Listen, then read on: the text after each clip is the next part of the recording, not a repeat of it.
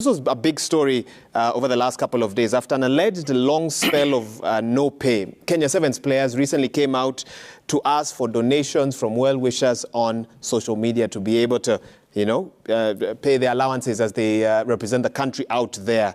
CS, when did you first hear about the financial woes of our national rugby teams? I actually got wind of this issue en route from Abidjan. I had gone to Abidjan for the CANEX conference on the arts, where we were discussing music, film, and the whole art space across Africa. And that was on Saturday evening. I made a stopover in Accra, in Ghana, and I saw the stuff all over the place. And so on Sunday, I got hold of the rugby union officials and asked them to have a meeting with me on Monday, just to get a sense of what was going on. I had no idea what was... So even when you met federations a week or two ago, that was not brought up? That In fact, my disappointment, Wahiga, is that our federations really need just to up their game. They need to get serious, because I had a whole half day with these federations. I remember the Kenya Rugby Union was represented at the very highest level in that meeting with the federations at Kasarani, and they did not mention a thing about this issue. And so I was quite upset. I was quite upset that they would allow players to go for months without pay, and then release part of a team to Dubai without allowances. How they expect, even psychologically, how they expect those players to get onto the pitch on Friday and play, it beats me. And then, of course, the boys traveled, the girls remained behind, which also I just thought was just a very messy way of doing things and quite unfair to the Lionesses, the girls' team. And so we held a meeting on Monday, and as Don Williams would sing, I didn't hold anything back. I let them have it all. I let them have it all. And I made it very clear that we can't run sports like this. We need to be serious. First of all, we need to be more caring. These guys need just to be more caring. The player is king. The player is queen. The player is the goose that lays the golden egg. So you are eating the egg. Now you are even threatening to slaughter the goose. We can't do it like this. So we agreed on certain things. The same things I discussed with FKF. Transparency, accountability. You can't tell me World Rugby gives you 55 million shillings, 55 million bob, and you're telling me you've not paid your players for 3 months. 55 million shillings per... Annually. Okay? And so even if those funds are not sufficient, you should really prioritize player welfare. And if you really are pressed, then government is a partner in this process. Government is a partner. Talk to government in good time. Talk to government in good time. We have set some very simple, very doable rules.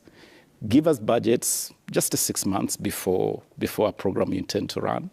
The World Rugby series, the World Rugby calendar is normally very clear. And so you will know 12 months in advance what you're going to be doing in 12 months. There's no surprises. Absolutely, there should be no surprises. So you should be able to ask us, you should be able to tell government your plans a year in advance so that we can plan. But be it as it may, I decided, first of all, I gave it as it should be given to the federation. They have to style up. They have to style up or ship out.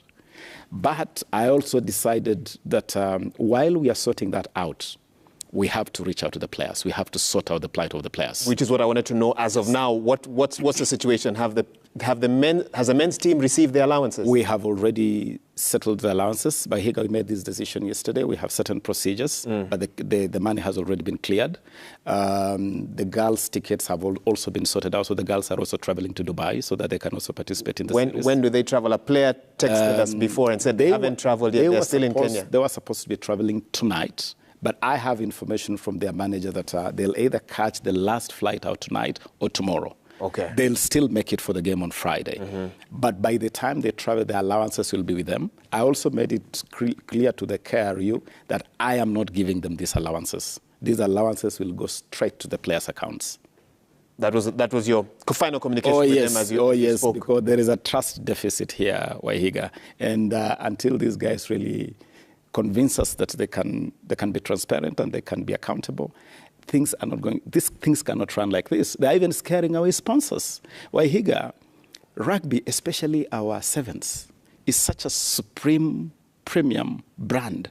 How can it not attract sponsorship? How can rugby not attract sponsorship?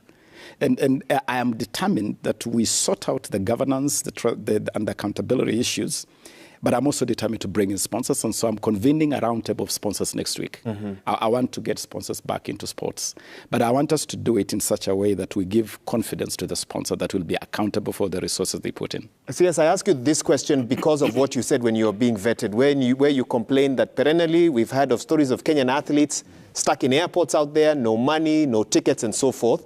What promise do you give Kenyans today that the protest we saw by the Kenya Sevens players recently is the last time we will see that? Wahiga, if any federation is going to put any Kenyan player in this kind of situation, to this kind of odium, we will come down really hard on you. We will come down really, really hard on you. Because, you see, this is a matter of the law. It's a matter of humane treatment of other people. But it's also a matter of... God, I even struggle to find the right English words to describe these human beings because it's just not right. It's just not right. And I've told them I'm giving everybody a chance to really clean up our game and do things right. So you're not calling for an audit or anything? No, we are calling for an audit. I have asked the Kenya Rugby Union to deliver to my office their audited accounts, because I want to see if they're receiving money from the World Rugby, how are they spending that money? Mm-hmm. And any money that government is giving them, how are they spending that money? Any money that government gives any of this federation is taxpayers' money. Are you asking FKF moving forward to do I already asked FKF to put their audited accounts together. And FIFA confirmed that I invited them to come here. And FIFA will be here early next year. One of the things we are going to be doing with FIFA is to get into the accounts of FKF. And you make this, I hope you make this public absolutely to the media. Why would I be discussing this here on live TV, Wahiga, if I intended this to be done behind the scenes?